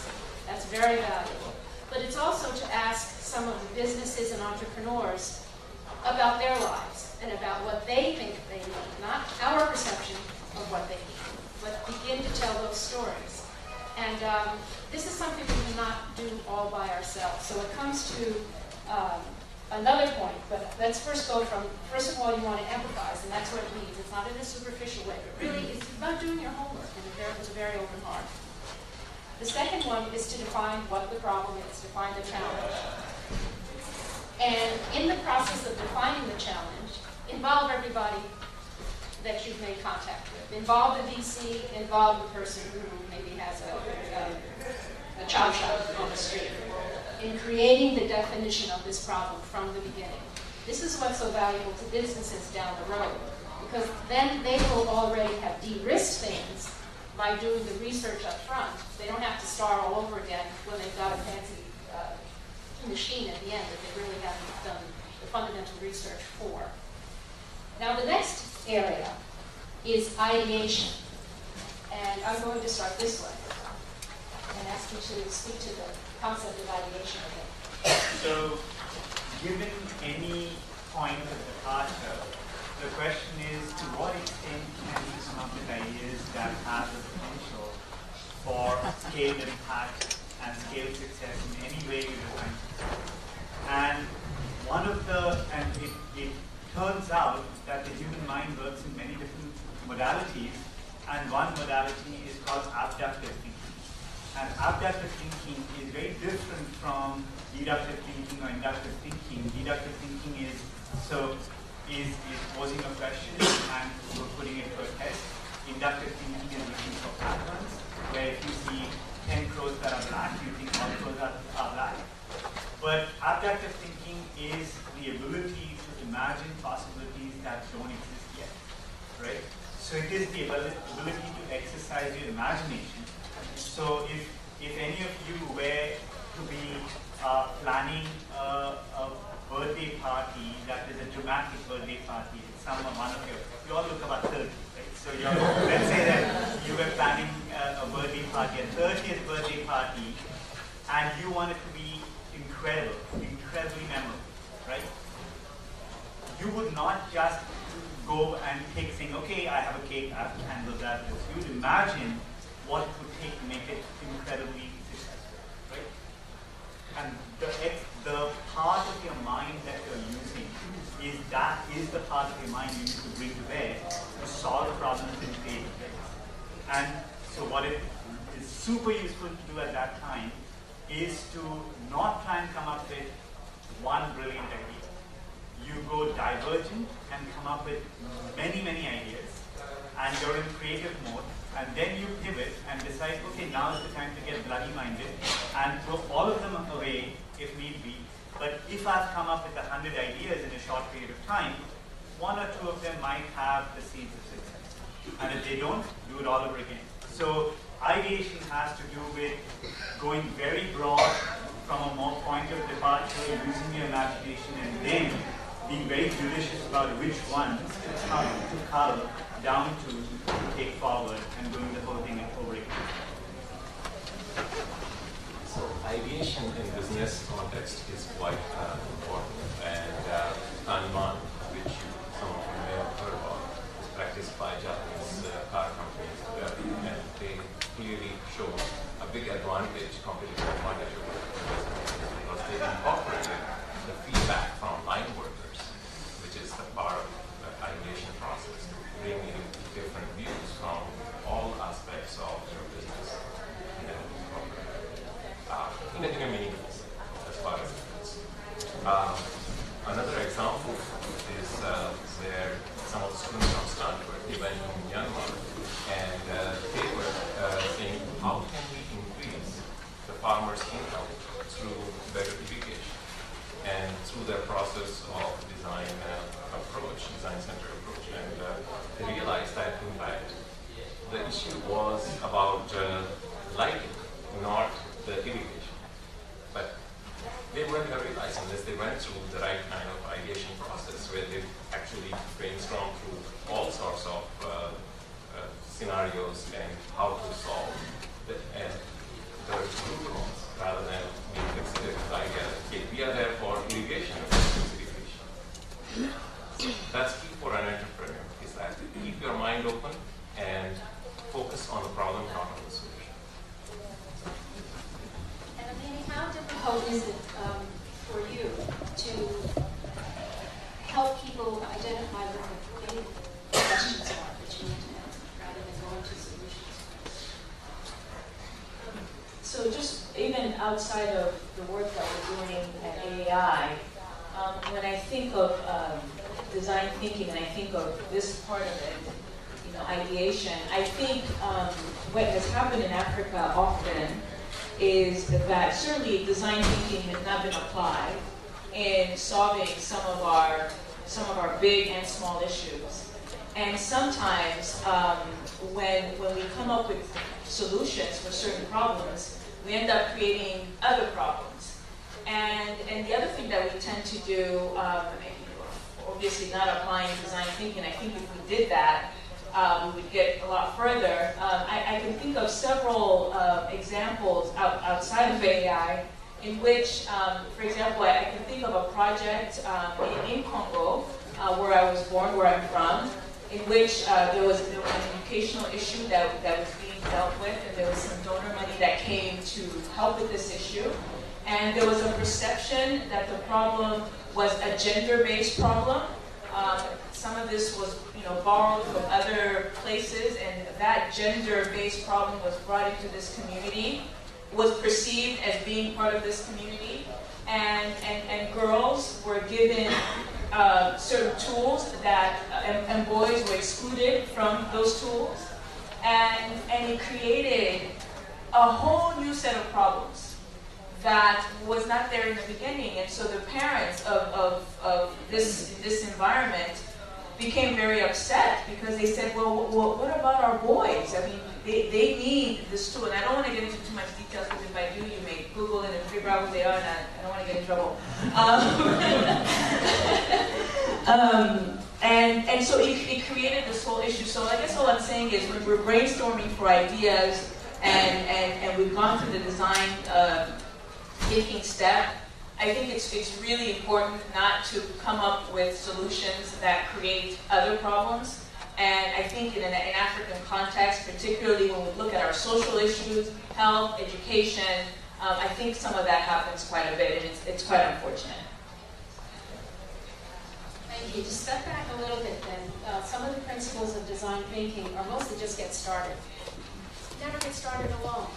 Always get started with a group of people, and I mean each and every one of us. And the smarter the people that you bring in, the more diversity of background, of experience, of training, the more questions, the more stress testing you're going to do your thinking all the way through. It is a very collaborative process, and it can be done across continents. Your teams can be across continents. Be very mutually supportive. Make sure that your conversation spaces are spaces of respect, but spaces of truth. that when you can see the conversation going someplace that's getting off topic, bring it back to topic. When you hear somebody saying something that's outlandish, go there. Discuss that. There may be the insight in that outlandish thing and that unrealistic thing. Welcome uncertainty and ambiguity.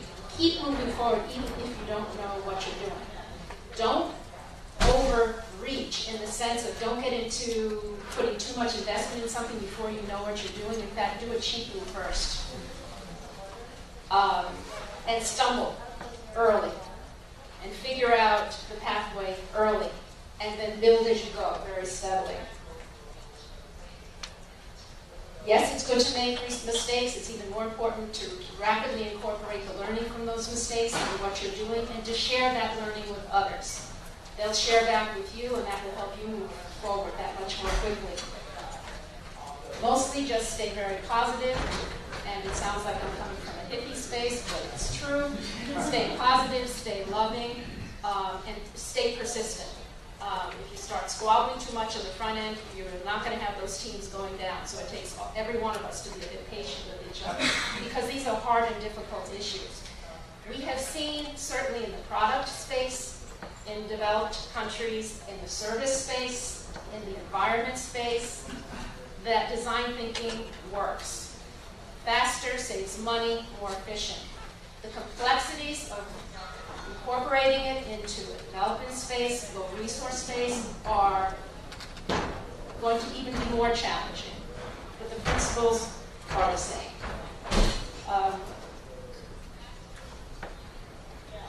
I think, Ashik, did you have any other examples you wanted to give in business? Sure. A couple of things of what not to do, right? Speaking of positive things. One example is the story of ready-to-wear. It's a line of dress that Levi's in early 80s wanted to launch. And you could see that they skipped some of the steps of doing the right kind of prototyping or testing. And the result was a disaster. They launched the line and no one recognized it. There is a video about that, and you can go online and see that. The lesson there is that if you fail fast and learn your lessons earlier and be objective about learnings, then you can avoid some of the traps. Another great example is Newton, which was a failure, as you guys all know. And according to Malcolm Gladwell, the main reason was that all the taste tests were showing that everyone loved Pepsi more than Coke, the old Coke, for a sip. But when they drank the whole can, it was a different story. And no one did that test. So that's what that. In the Africa context, I think one of the solutions that we came up with when it comes to the telephone, the cell phone industry, is this issue, this notion of buying telephone airtime and buying them in units. I think that some of the original thinking around how to introduce the cell phone to the African context, people early on understood that if you put people on a monthly plan, this may not work because of how we, our interaction with the banking space and how bills are paid in Africa. And so this notion of being able to pay as you go, being able to pay in small chunks. If you happen to have a couple of shillings in your pocket, then you can go off and buy the minutes that you need, and then until the next time you have some more. And so it's part of what has made the cell phone industry so successful, because they realized in an African context, this was really one of the few ways they were going to be successful and pull money out of people's pockets who may not have a lot of money. That's the other thing that this did, is that even if you don't have a lot of money, you can still access cell phone services in small chunks. And so I think one of the things that happens in terms of entrepreneurship and how you build businesses and really think about local context, you really have to know your customer, and you really have to know, what are the forces, the pull and push forces within the context that you're working in, and come up with something that is going to be integrated in the person's life. So I think we did that with the phone. Vanny, I'd like to ask you this. So prototyping is an important part of design thinking. What possible relevance does that have for diaspora? So everybody has heard about the term prototyping, and what it really alludes to is the ability to try something out, and try something out with the least possible means possible. So instead of waiting till whatever your offering is or whatever your solution is completely tied up in a bow, and that's when you release it to the world. What you do is instead of defining your problem and then going off and solving it, you take an early take on what the problem is and try to solve it in a very crude way. And in the act of trying to solve it, you really start understanding what the problem really is. So you're using the ability to your action of trying it out and putting it in front of people so that you can get very, very early and very important feedback very early. Because what that allows you to do is to identify failure modes very early and very inexpensively. And so as you go, you're learning about what the failure modes are and you're fixing it. And that is very, very different from the sequential way in which most organizations work, and also very different from the way in which investment works, where you sunk a whole lot of cost. The first prototype is something that you spend so much money on that it could be solving the wrong problem, but now you have sunk costs, so it's band-aid over band-aid over band-aid, and that's what, because you've herded yourself into that decision. So prototyping, in one sense, is a way to do a 360 and all the forces at play that can either make you succeed or impede your success. And it's a very elegant way of trying something out, because I can tell a story about what I'm trying to do and I'll get a certain amount of information. But if I hack together the experience for you and test the experience, whether you actually use it or not, whether it meets your needs or not, whether you can see yourself going to work with this thing, and it could be a block of wood with a piece of paper taped on it, that is the prototype. But I can get a huge amount of information that tells me that, oh boy, I've barked up the wrong thing, right? So the earlier you do it and the more input you can get from all your stakeholders, the more valuable. Ashik, I would ask you what insights you think design thinking can bring to the diaspora community as you've heard questions about this.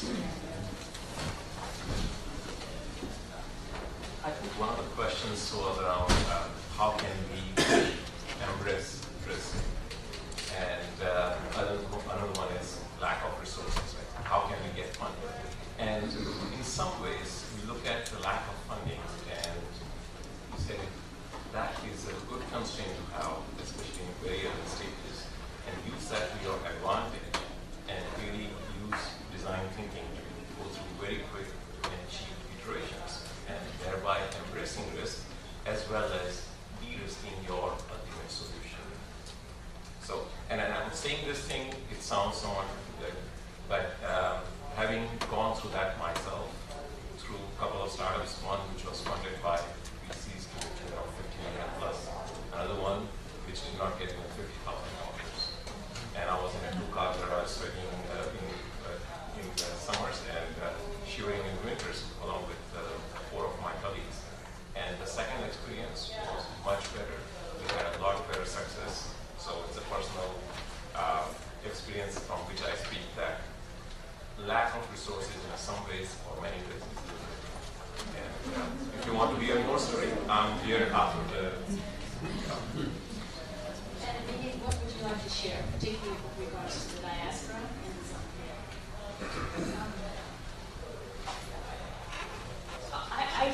I think that the diaspora is well placed to bring this notion of design thinking in how we interact with our, our colleagues on the continent. I think sometimes what happens is, we've been here for a long time and we have a certain viewpoint. We develop certain biases, and then we bring those biases, back home.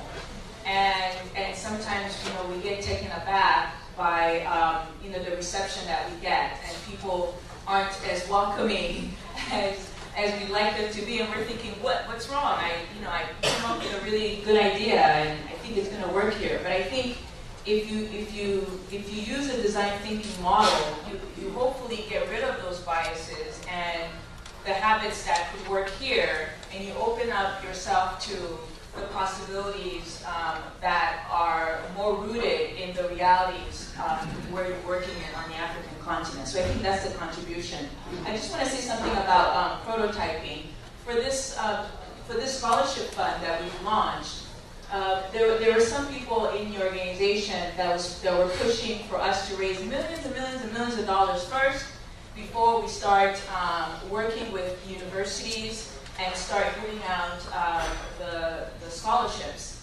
And I really pushed very strongly for us to start very small and to start raising some money and to start identifying the universities that we want to work with and start working with those universities so that we can learn the early lessons and apply those lessons to the process. So I'm a big fan of prototyping.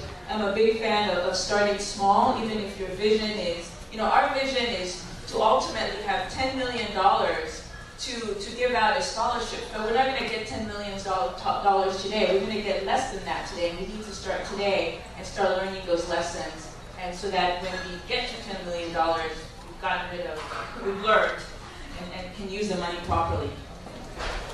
Thank you. We'd like to invite now any questions you might have about the process of design thinking, or if you have a particular circumstance or a project that you'd like us to reflect on and give you some support to think through this. You're more than welcome to share.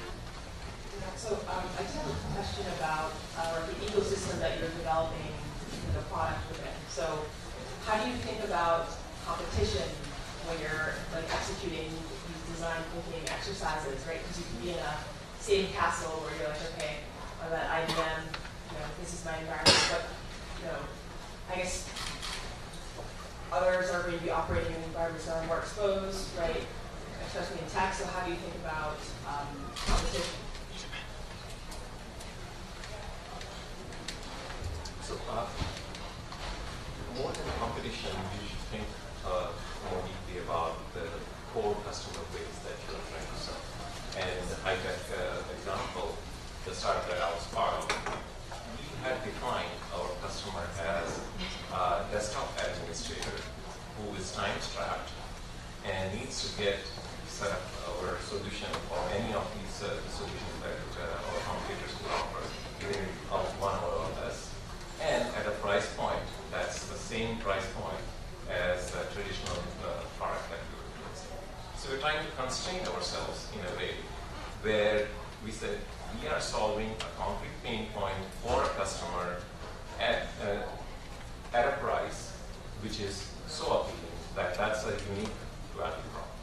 So if you define your unique value prop in a way that covers your core constituent, then you have in some ways taken care of the competition, because your competition is not most of it.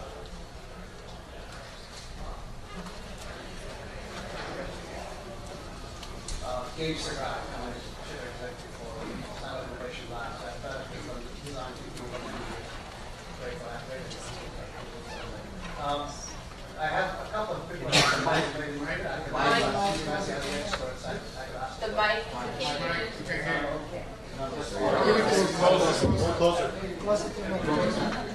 All right. So, three questions. I do not academic, but you are the experts. So, one is the main design thinking. You go way beyond thinking, all the way to prototype. You actually go from idea to market. Very intentional. So, why limited by design thinking? The second part of that is you can distinguish between needs and wants in your design thinking. Because when we're talking about Africa, we have people that have specific needs at subsistence level, and then we have people that can afford anything, can afford here, that have needs and wants. And addressing the people that have wants also helps create businesses, and also got a lot of people. So is there any distinction that you create also in design solutions for need and want?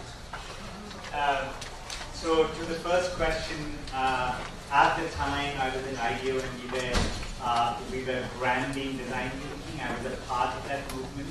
I thought it was a crappy name.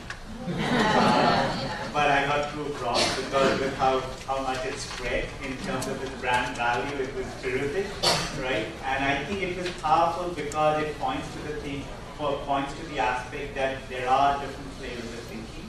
You could be doing engineering thinking, business thinking, etc., and design thinking its own way of thinking. And of course, the criticism is that there's a whole end-to-end action thinking, connecting, co-creating that doesn't get captured in just one thing, right?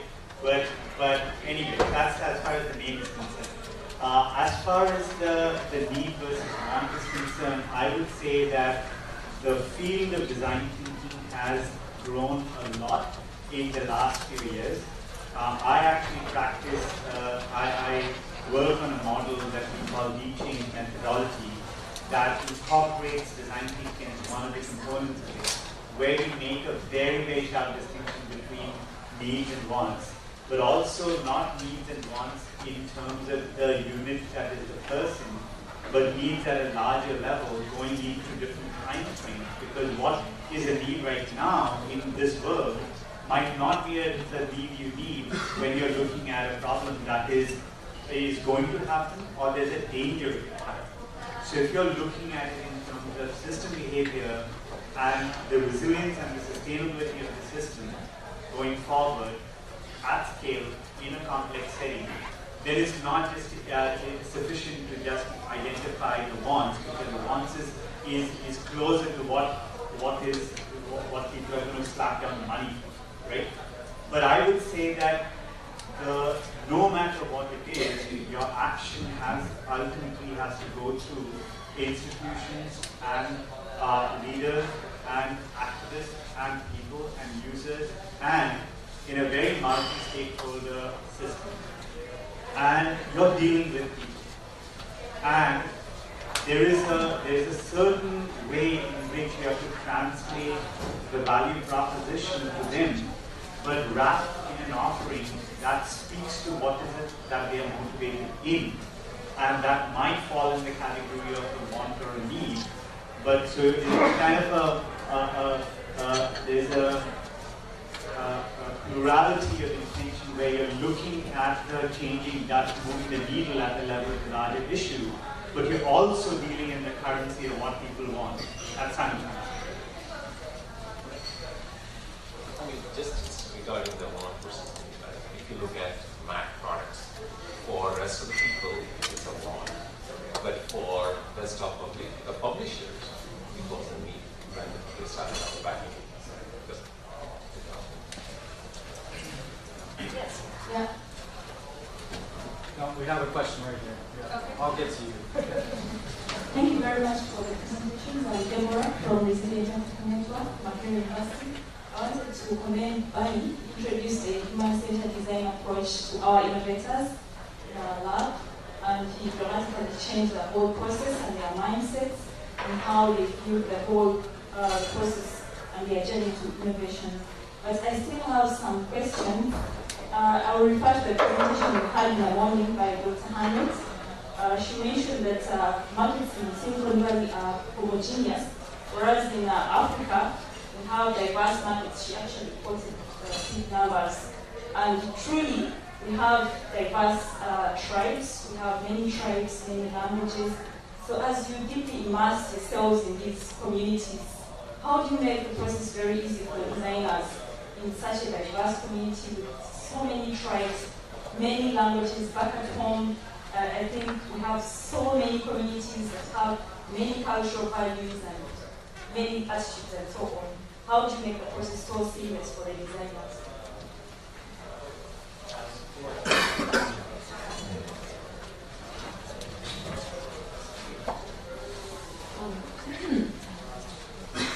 I think this was mentioned before as well, in terms of really being certain about who you want to target, because I don't think you can be all things to all people, and I think there's depending on the product or service that you're trying to develop, I think it's really important to spend a really good amount of time identifying your target market and the characteristic of that individual, those group of people.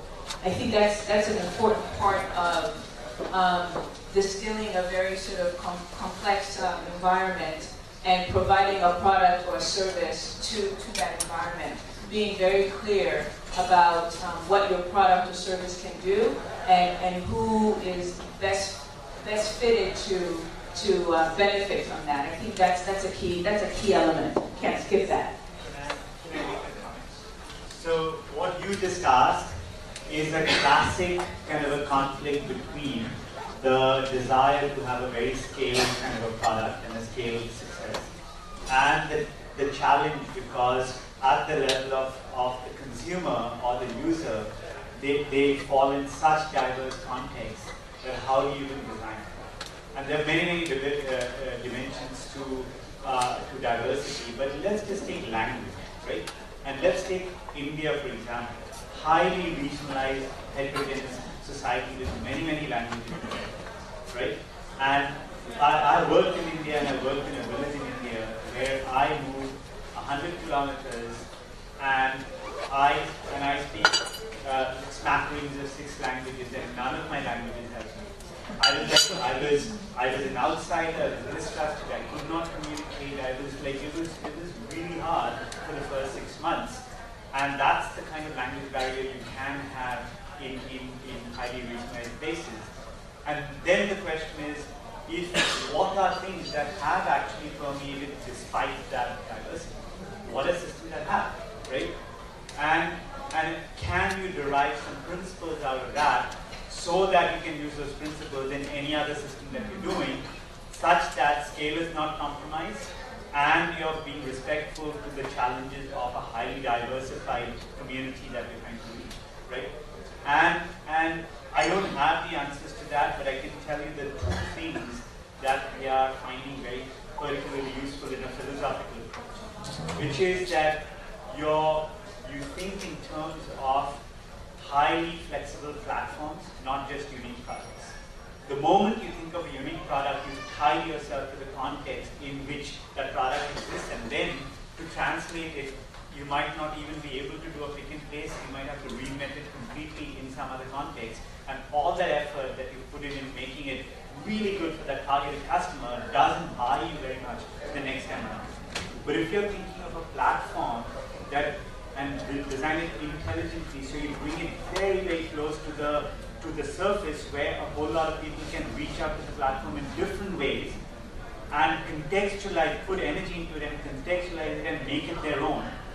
And they're the people who are customizing it. Then you have somehow bridged the scale versus the diversity in intelligent ways, and that gets you to an entire process that involves coping. Because the notion that you can sit in one place and be sensitive to 15 different contexts and do an intelligent job of that is rather naive. And as is the notion that you will design one fantastic thing and then customize it over and over across such different contexts. So the other thing to do is to have an ability where, at least for starters, you're not just coming up with a solution by yourself, you're creating a situation where you're creating with the diversity of users, and you're at least getting to an understanding of the core set of value proposition that cuts across contextual differences, and then those parts of it which can be tuned, that can be customized by people. So it's kind of a design methodology. Thank you very much. And we're going to have to leave it there. I know there's a lot more questions. You'll have to track down Danny or Ashik or Joe in the reception. Thank you very much for a thoughtful panel. I do have a couple of housekeeping items. We have about 30 minutes until the reception begins in the big room, Saratoga. And there are a few people that mentioned finalizing their registration. Please see Alma's or Steph. And tomorrow we'll be in the larger room as well, so it won't get quite as warm. We'll have a little bit of a stage to see everyone. Thank you very much. 7:30.